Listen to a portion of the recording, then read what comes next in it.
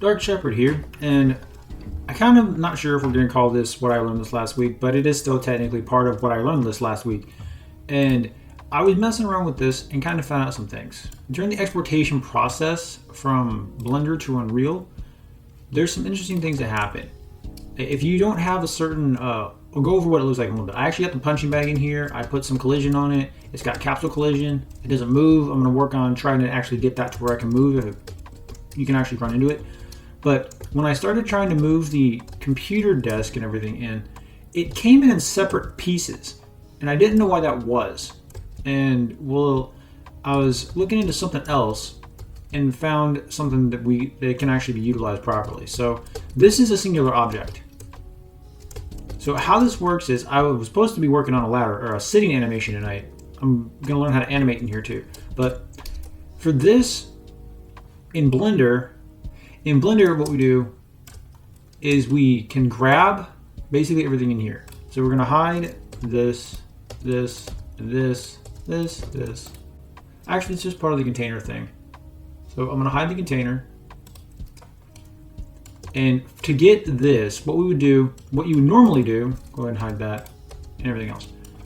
Go to 3, grab everything, and you're going to, go to export, and then export as USD, and you're going to pick basically everything it says in back. Okay, so we have this. What you're going to see in here when you're uploading to, or not uploading, but you're saving it, you're exporting your whatever, you name it whatever you want as USD, it'll come out USDC. You're going to do selection only. Custom properties, you can do that too. If it's animation, it's animation. But for this particular case, since we're just doing those objects, if you do that, it will export every single object as a separate object. So when you bring it into Unreal, it's going to be, you have to reconstruct everything. So what would happen is, let's just say this entire computer setup here with this, these monitors and this stand, this is going to come in as separate objects. So this is not attached to this. So these are two different things. It's going to come in as two different things. So what you do in this case is we go back to 3, and I think let me show you real quick what it looks like in Unreal. So if we do that, I think I still have the folder in here. I might have deleted it. I don't know yet. So full offset, I think it's just called Office, punching bag, Office, yeah. So in static meshes, we have all of these things.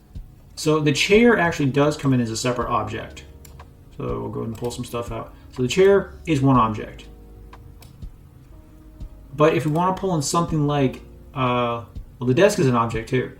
The monitor, or let's just say the stand is its own object. So it is not attached to anything else. The monitors aren't attached to anything else. It also doesn't look like it has the mesh or the textures on it either. But so in order to not do that, what we do is go back to Blender in a second. Back to Blender. In here, we grab all the objects, and because there's some of them actually have modifiers, you see that we're going to have to just right-click and convert to mesh. So we do that, it applies all modifiers and converts everything to a mesh the way it's supposed to be. Now what we do is instead of the reason we do this is because we need to do Control J. Control J joins all the geometry together. So this is one object now. If I can't click on anything else but that object. So if I take this, I click on the monitor, I click anywhere else, it's going to be this one object. And this is what we export. We go to File, we go to Export, we do all the stuff that we're going to do, but it has to be exported as a singular object. That way when we go back to Unreal and we bring in the object, because this is under the full office, and we have static meshes, it's literally just one object. And yes, it's a little shrunk down and the geometry's off a little bit, that's fine. But it's a singular object, so we can actually just rotate this 90 degrees, grab it, pull it up. And you don't worry about the LOD on this because, well, some of the stuff now I'm going to even be able to see. So like the stuff on the back, that's going up against the wall. We don't really care about that. Stuff on the back of the monitors, like it looks like crap, but don't care. We're not going to see that. It's up against the wall. Even the stain in the back, you're not even actually getting access to that. But you scale it up. Scale. Make it as big or small as you want to where it fits inside the container, just like we did over here. Okay, working in Blender and Unreal, the control schemes are both different, so it's kind of a pain in the ass. This actually, you can see that it actually has a material on it, and that is a glowing screen. I didn't put any pictures on these, so they weren't exported with the PBR textures. I can actually put stuff in here and it'll export with the PBRs, but I just found that extremely interesting because it's kind of an easy workaround. We don't have to do a whole lot in order to actually get that to export properly as a singular object. And for the collision detection, we can put collision. This is actually just the chair. I grabbed the chair. I'm going to work on putting collision on the chair, and then I'll actually try to make the animation. There is actually an animation setting in here or something to where we can landscape. Yeah, animation. We can actually just do animate in here with this, not this object, but we'll get a custom one made for the Quinn model. At least I'm going to. But I just thought that was really cool. Easy workaround. The other thing that I discovered was actually how to punch holes and stuff. So Unreal is trying to get into basically being able to do the same thing Blender is.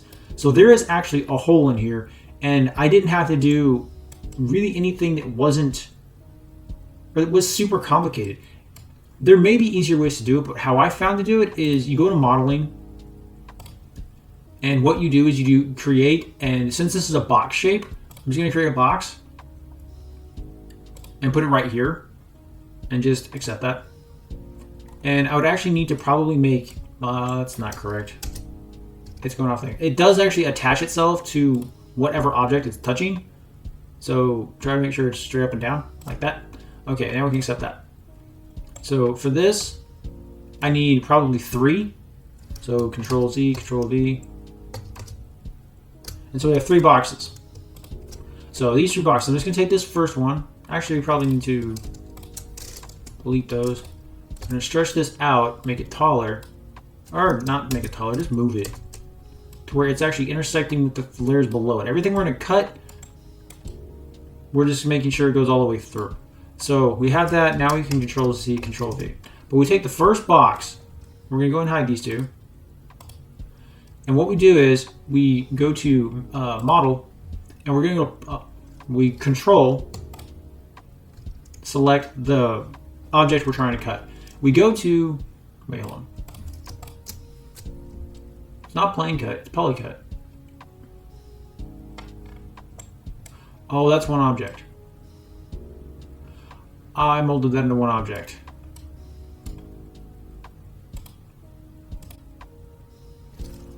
It's supposed to be a Boolean. It's because it's a group. That's why I grouped it together. Give me a second to redo that. I'm gonna leave this part in. So what I have now is to actually, I'm not ungrouping it. That was a pain in the ass to get it grouped in the first place. So go to, where is it? Not the full office, not the office. It is going to be under, I think, shipping container. Stack meshes. Yeah, it's just a shipping container itself. Okay, just a shipping container. There's actually 3 layers in there, but where'd my shipping container go? Okay. We'll worry about the other layers later. Like, I can Control C, Control V, and just put this on top. And I'll show it like that because we're going to cut through the floors. So grab that, move it over here, move it down. We're going to scale it down a bit.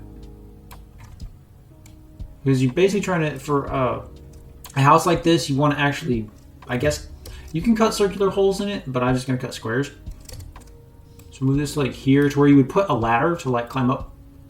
And what you would do is, this goes through, so we're going to get rid of these 2 because I screwed that up. Delete. So we're going to take this, Control C, Control V. So I have 2 of them. So now we take this, Control, select that, and now we have Boolean. So the Boolean is what we're going to use. So we use Boolean, and whichever, so we're cutting backwards, so it's the difference between B and A. And then this is actually going to, like I said, cut through that. We have it in the wrong place. So move this over. I'm going to hide, actually cancel that, hide this thing real quick. Go back to this, select that, Boolean. And now we can see that there's actually a hole cut through it. Now this one, usually what you'll see, if it doesn't cut all the way through, what you'll see is something like that. Maybe they did something differently. But we cut through just this part, because if we do a polycut, then it's going to cut through the entire object. But in certain cases, what I've seen is if it's a solid object, we're trying to cut an object into an object, there's kind of this really weird residual from the original object. So we cut this and then do that. We accept that, and it didn't cut through the other one. But what it does is it actually turns it into something called Boolean. So we had shipping container. Where's the other one? That one. So this is actually in the wrong place now. Move it over here. And now we can actually do a Boolean subtraction from this one.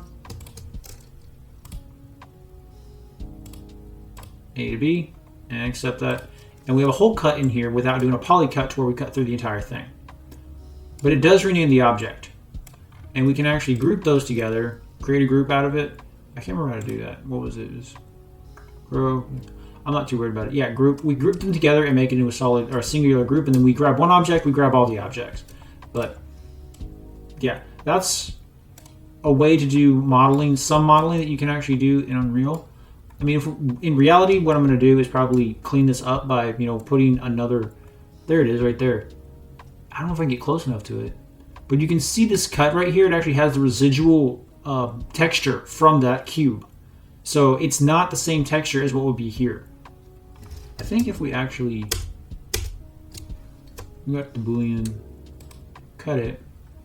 There is a setting in here, use texture. Where is it? Use first mesh. So yeah, we can actually cut that to make it look proper.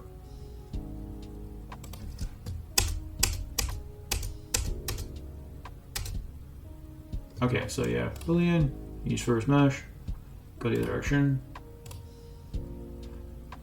Okay, don't use first mesh, use second mesh. It won't let me use the second mesh. Maybe I selected it incorrectly. Either way, that's how you do that. It won't go any further. But that's what, learning how to model in Unreal is a little bit different. But what I'm still doing is, like I said, I've got my office in here, I got my punching bag, and the next step is to actually cut doors.